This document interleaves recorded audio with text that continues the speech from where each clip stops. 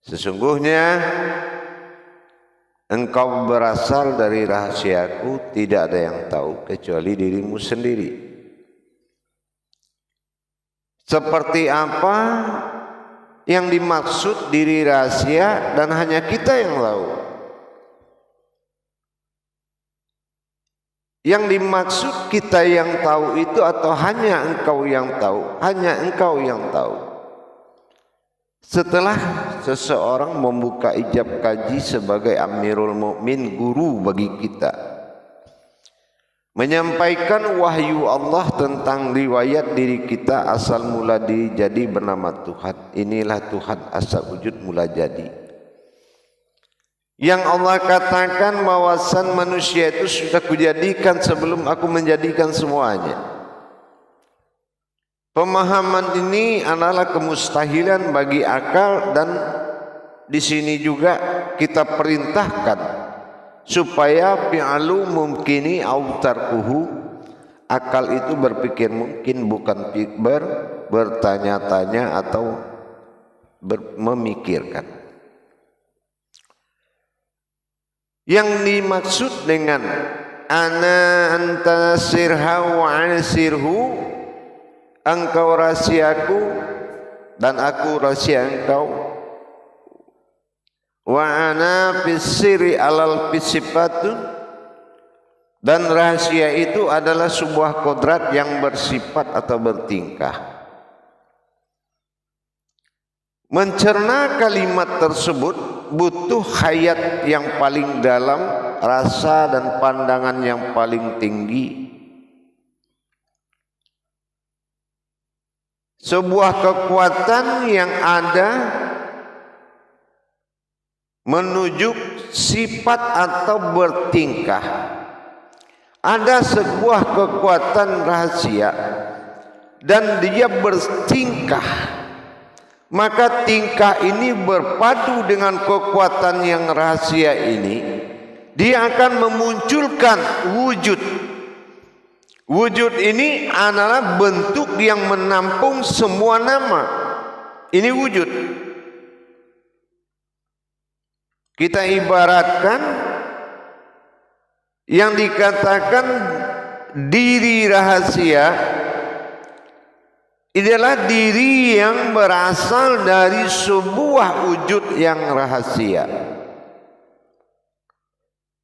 Apa yang dikatakan wujud rahasia? Pertama adalah keakuan Allah disebut dengan hu. Itu wujud rahasia.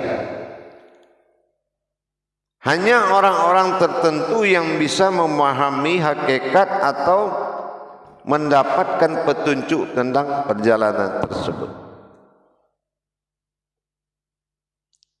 Diri rahasia adalah sebuah wujud yang tidak boleh diberikan nama, yaitu keakuan baginya.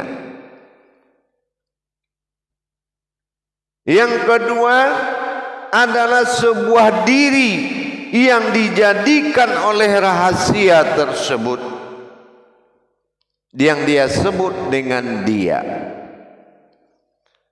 Bisa kita bayangkan, ada wujud bernama rahasia aku, tapi bukan diri. Dan aku ingin menjadi Tuhan, maka kujadikanlah diri.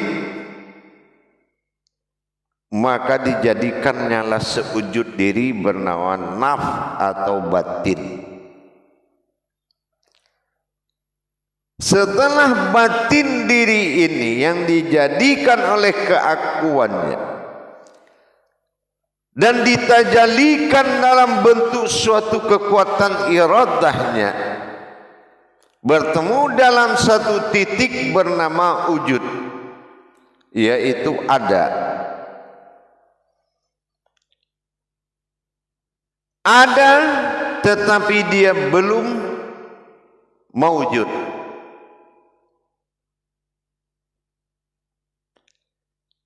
Dasar timbulnya mawujud dari pertemuan dua rahasia tadi Kodrat diri batin yang dia jadikan aku ada, sifat sir yang ada, tidak ada yang menjadikan.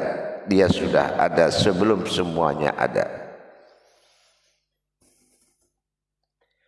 Maka pertemuan inilah kita riwayatkan dalam pandangan batin kita, pertemuan sebuah nyawa dengan batin yang ada di jantung.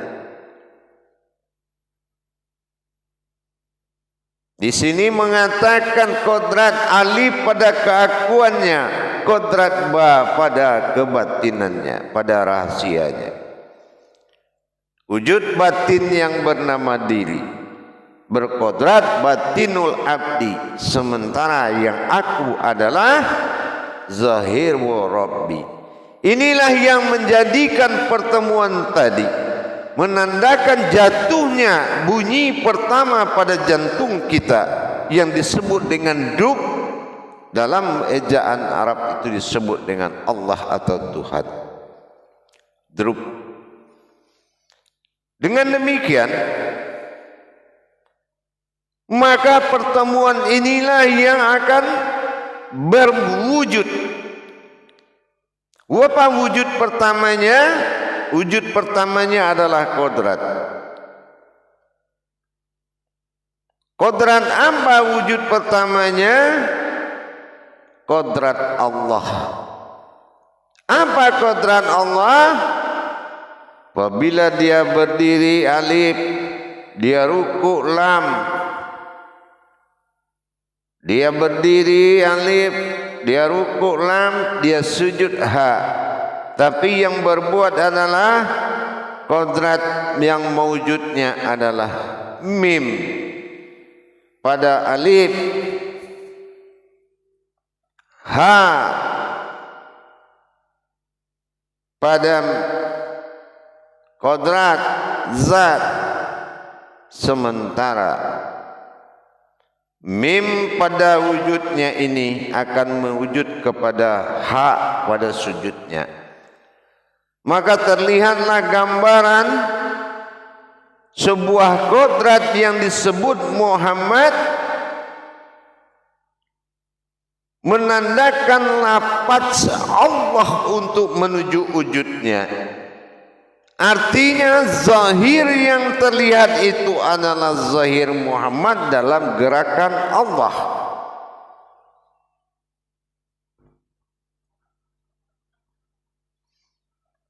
Zahir Muhammad dalam gerakan Allah. Tapi wujud ini akan mewujud dalam perumpamaan rupa-rupa. Inilah yang dikatakan alam atau adab. Jadi yang dikatakan diri rahasia itu sudah jelas. Pertemuan batin rahasia yang dikatakan sebuah diri dengan wujud aku rahasia. Pertemuan ini pergeseran, ibaratnya bergesernya kilat dengan lapisan ozon bumi, maka tergetarlah bunyi. Tapi dalam hukum qudsi pandangan, pertemuan dua kodrat menetapkan kezahiran, terlihatnya wujud dua kodrat yang bertemu berupa wujud penampakan mawujud zahirnya Allah. Itulah yang kita pakai selama ini. Ini yang dikatakan diri rahasia yang tidak memiliki asal usul dari langit dan bumi. Inilah yang dikatakan na'an'amta alaihim itu. Aku an batin ta'am itu terlihat, ta'ala itu Tuhan, ihim berupa diri. Inilah batin rahasia Allah yang mewujud. Rahasia Allah yang mewujud pada batin yang terlihat. Di sini cukup jelas bahwasanya kita dalam masa syik dan masyhuk kita kepada Allah, dalam masa tawaduk, beriktikaf, berpadunya dua getaran batin, di dalam kodrat bat wujud sir rahasia jatuh pada nyawa. Dengan bertemunya mempersatukan dua kodrat tadi melahirkan zahir yang terlihat. Inilah hukum tajalinya, inilah bentuk tajalinya nanti. Dan ini kita harus bisa mentajalikan tersebut, karena inilah dasarnya kedatangan sebuah hayat menuju sesuatu jadi dan terlihat berupa terjadi. Inilah kun fayakun. Kun alif hilang jatuh kepada sirhu aku, sementara fayakun dihadapkan kepada huruf waw yang ada pada kata fayakau atau waw atau hu atau dia. Inilah dia. Untuk mendapatkan aku carilah dianya. Hu pada keakuan nyawa dan hu pada keakuan batin pada jantung. Di sinilah huruf la tadi. Dengan demikian para hadirin dan jamaah, untuk mendekati Allah Tuhan wujud tunggal dengan bertajali pada diri sir dan sifatnya, sir dan bersifat, itu adalah salah satu pendekatan muqarrabin yang sangat jelas. Bukannya lagi mendekat, tapi menjadi satu dalam dekatnya. Apa yang menjarakkan dia antara dekat dengan mendekat? Yang menjarakkan adalah satu kodrat dalam dua jiwa. Di dalam kodrat yang satu diri rahasia tadi ada dua jiwa yang tertanam di situ, jiwa umat dan jiwa Tuhan. Dan itu tidak bisa dipisahkan.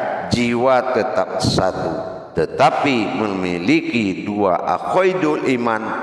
Pertama jiwa Tuhan dan dua jiwa umat. Dengan demikian rasa kedekatan kita semakin dekat dengan kita, meningkatkan pengetahuan kerahasiaan atau tauhid siriyah.